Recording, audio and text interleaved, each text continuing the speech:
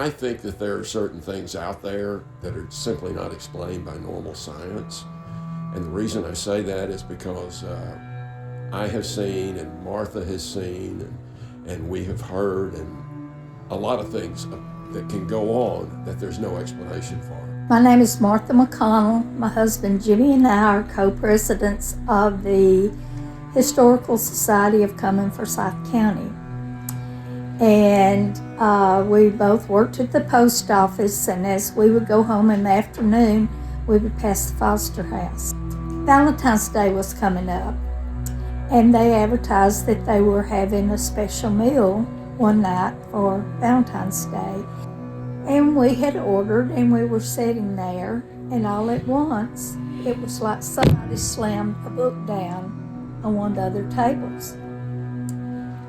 So then Amanda came back in, and we said, we just heard something. But Amanda, she helped us look, and she said, we've had some strange things happen here. And over the years that it was open, we've heard a lot of stories about things that happened at the Foster house. It was built in 1889 by Henry Foster, and he and his family moved into the Foster house. Henry died fairly young. One of the little sons died. Sometime after that, the Bannister family bought the house. When they died, they left it to their niece, but Patricia and Amanda got the idea to have a restaurant there and went to the owner, and he was agreeable, but just so happens that he had already scheduled the house to be demolished.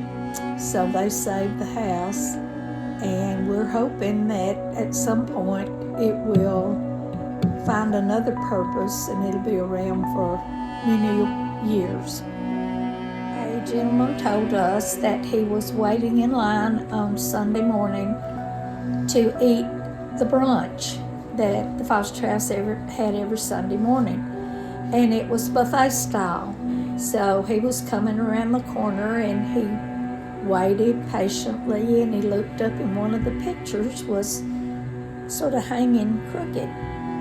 And he thought, well, when I move up in the line, I'm going to straighten that picture for him. So he got up closer, he reached for it, and it just straightened itself out. But I got a call one day from the Forsyth County News, and I had worked with one of the photographers there for a while.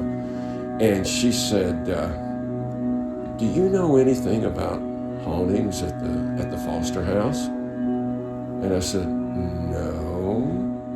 And she said, well, there was a couple that went in, and they went into the back bedroom there, and there was this blonde girl back there, and she waved them away and then disappeared into the back wall. And I said, is this for real? And she said, yeah, they really did that. And I said, well, I can tell you who it was. She said, you can? I said, yeah, that was probably my great aunt Winnie. She was 17 years old when she died, and because she described her to me,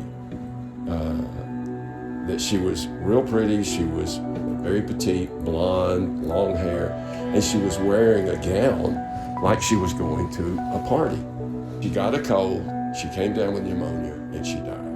And so that was her bedroom. So apparently there's been more than one sighting of her in there. Now her husband Jeff told us that late one night everybody had left, and he was finishing sweeping out, and he happened to think of something up front.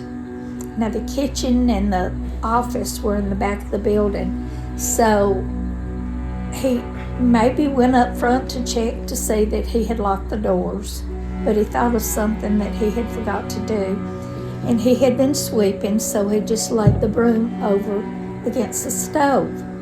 Well, when he came back from checking up front, the broom was standing by itself in the middle of the floor. And he said he just slowly backed out, went out the back door and went home. He decided that they could finish sweeping the next day.